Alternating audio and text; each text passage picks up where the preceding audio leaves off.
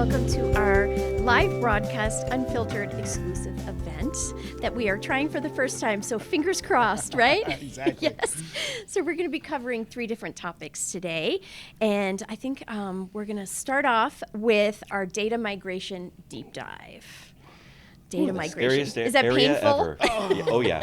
Man. Painful. Juliet, start us with a softball. Come Right? on. Exactly. Oh my gosh. I'm going like, We're Yeah. starting for with it, right? the scariest, the most Right. painful one first. Okay. Exactly, right? And then it'll get easier from Good. there, I think. I think. I can't guarantee. So I'm going to ask both of you, what is data migration and why is it important? Data migration is the act of moving data from previous systems, previous ways of storing data into a new system. That sounds relatively simple. Hey, we've got a customer. We want the customer from our old system in our new system. But at the end of the day, there are so many related pieces of information, so many ways of storing it, maybe different systems that it was stored in from different eras. And that translation from being able to take it or extract it from a source, transform it into a good piece of information that's clean, that makes sense, Right. and put it in a new system is one of the biggest hurdles, most risks, most painful activities, and hidden costs that exist in any sort of implementation. Oh my gosh. Well, we hear Dave, one of our data guys Yeah. on our team, he talks about how many fields he has to create for each piece of information, Right, whether right. it be for a client or what have you. Like, Right. I mean, I know nothing about any of that, but to hear him talk about like creating these fields for all the data is The Yeah. data fields, Amazing. tables, relationship Oh, links yes, between tables. all of those different That's right. things. There's That's so right. many permutations that it's just almost infinite. Right. And Gosh, that's the risk, right? Like this is a no holds barred terror that every single customer we have, Yeah. every single prospect that we have never fully understands the impact of data. Nobody does. I mean, nobody. So we used to like just stick a number in for a total cost of ownership of like, some ridiculous amount of hours at some, decent rate and say, okay, here you go. But now with all of our selections, we tell clients like we have to do a data plan, and 95% of them say, why? I know where the data is. It goes exactly back to what Quentin said. Right. Well, it's just a customer bringing from here to there, or that the vendor is going to do it, or we just run a report. Like, what's the problem? And I think I actually just usually drop off the call and let Erica handle Oh, it. yeah. I mean, I really do. That's so nice of you. I know, right? It's terrible. But I just, I can't, I literally am like, if you don't, and I really, that's why we wanted to do these deep dives. Yeah. Right. So don't forget that. We're taking responsibility. But if it's just like what Quentin said, but there's 3 or 4 different types of data that you have to bring over, right? So customers, vendors, maybe employees, items, bill of materials, projects are what we call entity data, or master data is the phrase that it usually is, right? That's one set of data migration type, right? Then there's open transactions. So we've sent invoices to customers, they haven't paid us yet. We've got vendor bills we haven't paid, whatever. Those are open transactions. Then there's usually like trial balances where we have to take the ending trial balance in the old system and make that the new trial balance in the new system. And then we might bring over trial balances from prior months so that we can do some prior reporting, lots of different variables there, right? And then there's the fun stuff, which is the historical transactions.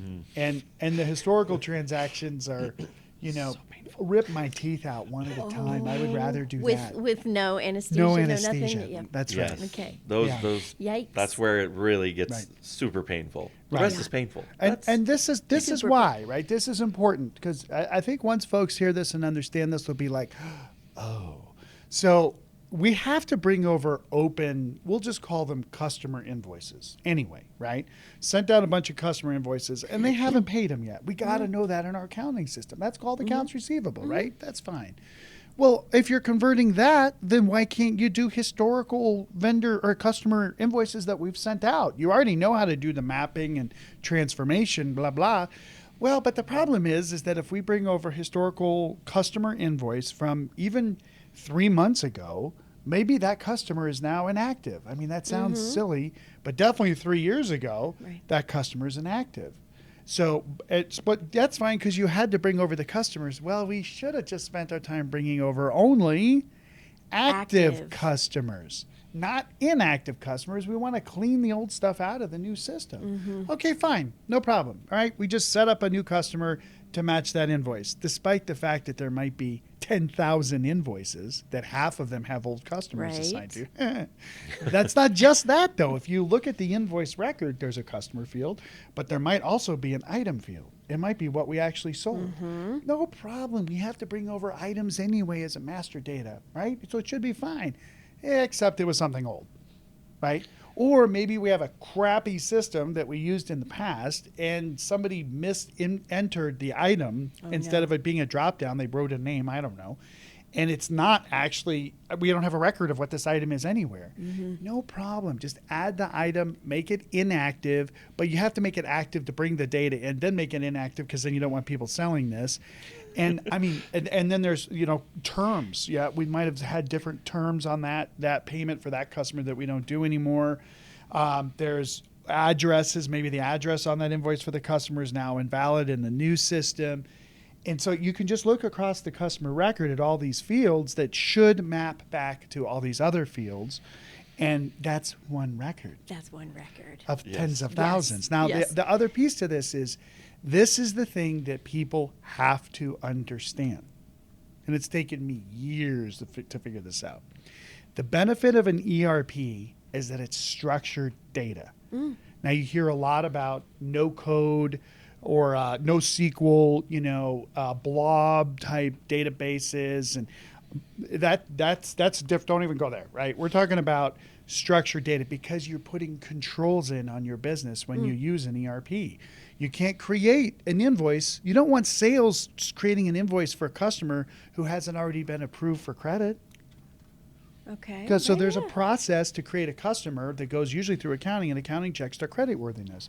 We can sell them up to $1 million worth of goods before, on terms. Okay, good. So that makes sense. Customers set up the terms of their customer, or the software person goes in, or the salesperson goes in, sells, $1 million worth of stuff. Great. But then the next person goes in to try to sell that $1.1 million. It gets shut off. You can't do that. But the salesperson really wants to sell, and the customer's ready. Too freaking bad. They haven't paid us for the $1 million, right? But it also enables you, with all that structure, to be able to report on this data so that the middle management, the executive team, the owners actually know what's happening in this ginormous business that could be global. They can go into the system and see their digital twin of what's really happening. So all this structure and relations, it's a relational database management system, RDBMS, right? Okay. That's what Larry Ellison created back in the day with Oracle databases. The bottom line is that structure creates so much control. But when you're taking data from the old system that was extremely unstructured, and then you try to put it into a structured environment, 9 times out of 10, that's why our clients hate us on data, because we're trying to figure this out and fit it in. Right. Like, don't yell at the messenger. Don't kill the messenger here. Right. But at the end of the day, going through all that pain and anguish up front gets you better data that you can report for the first time on your business or your nonprofit and see what's actually happening. So it's worth it to do it. Well, a client can think their data is clean, right? And that it's going to translate, right? Yeah. But you don't really know until you get in there, right? Yeah. I mean, look, this is like no holds barred, right? It's like talking to the person you're dating and you're like, okay, I need to know what your problems are. And they're like, that's easy, none. Right. Right? That's how every client is. My data's fine. No, okay, fine. Now, they're like, well, it's a little messy and everything, but it'll be fine. That's, again, I just shudder and I'm like, oh God, I don't, because I'm like the bad guy. We're the bad guys. You think about the 2 go lives right now. You think about the one that's going live in January and, the data, like, okay, we need this change. Hurry, hurry, hurry. And our guys are like, but we got to fix this problem and that problem and that problem. And they're like, why? And we're like, and of course our data guys are like data guys, they're gals, mostly guys, I think. So they speak kind of like data. And you're talking to a business person who maybe doesn't understand that. And, Absolutely. it's crazy. I mean, compound that by the fact that, we just want to change one little field. Especially at Go Live. Yes. It's 2 days before go live, and this isn't working the way we thought it was. Let's just change this and move this over here. That should be easy, right? No. No.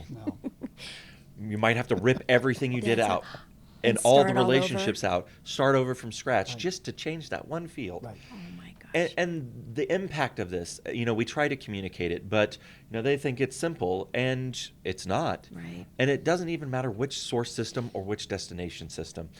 There's so many changes that happen, so many relationships, that the most minute changes can be tens of thousands of dollars of change. And then compound that by a limited time. Right. You have to do this in 2 days. Yeah. And we want to have this piece of data that we didn't even tell you about before. Not only that, it doesn't even exist in the source system. Right. Yeah. How are we supposed to create this data? We have to create a formula to take all these other pieces of information and create this new piece of data to satisfy the need, but it's critical. There are so many areas where you can get into disasters, but at the end of the day, we help you. Yeah. Right.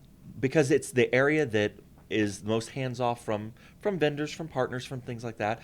And internal resources don't necessarily know what's going on. Right. So we jump in, we help to get you through that, because you don't want to do it alone. Yeah.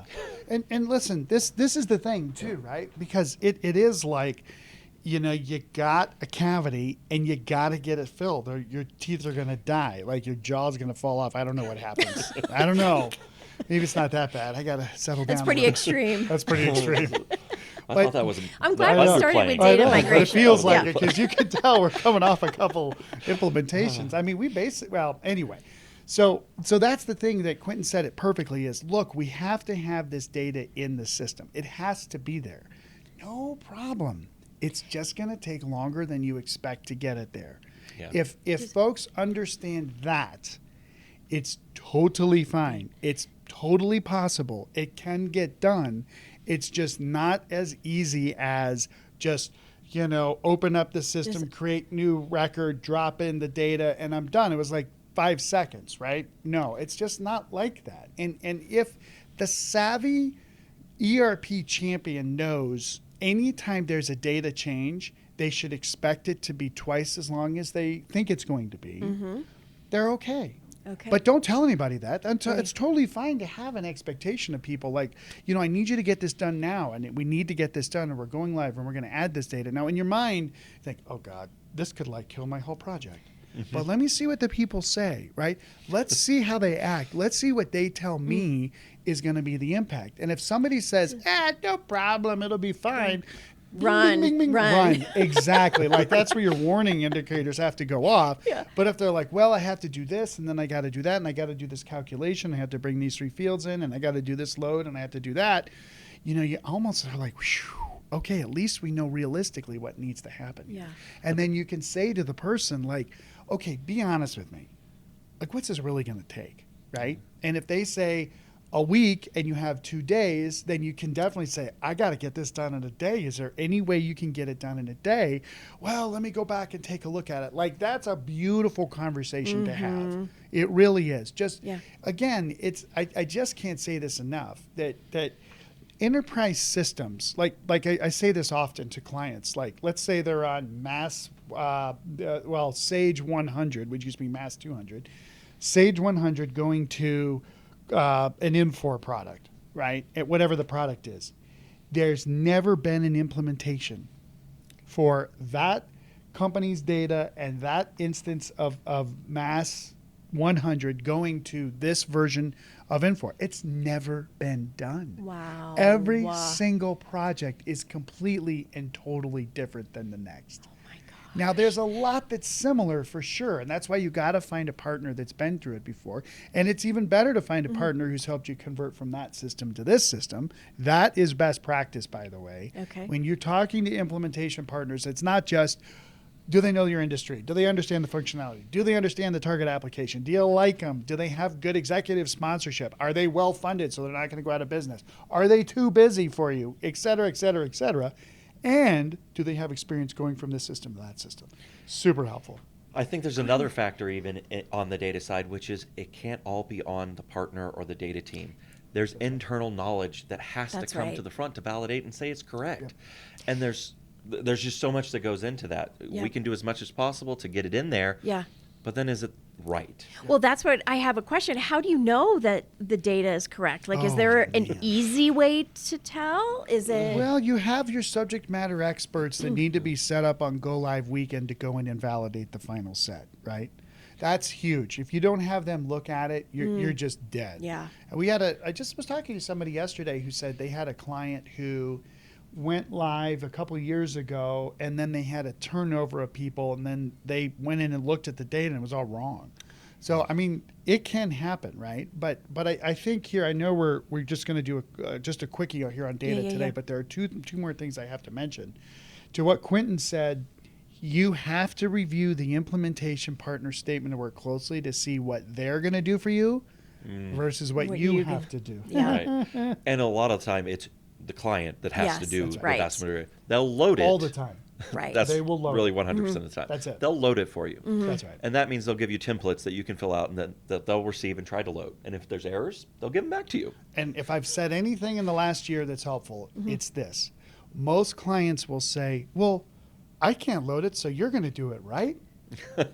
They just think that. I'm hiring this consultant to do this implementation partner, so I couldn't possibly be held accountable to do that because I don't know. My team's too busy. That's why we're hiring you. Right. If anybody says that after watching this, I will find you. I will hunt you down. No, seriously. Now you know, right? Now you know. Like, don't think that. Like, if you just read the document, every single implementation statement of work that we get, it explicitly says, the implementations partners say, we will give you the template, and then we will load them twice. Yes. And sometimes it's even this number of records. That's we will right. handle this number of records. 500 customers. Right. But what if we have 505? Change order. It says it right there. Read that section. And that's why over the years, you know, Eric and I run this business. You two have been with us forever, right? Our marketing team's been with us like for a while here. Yeah. Like we're like a ginormous family trying to help people in some area. Then I'm like, what are we doing this for sometimes?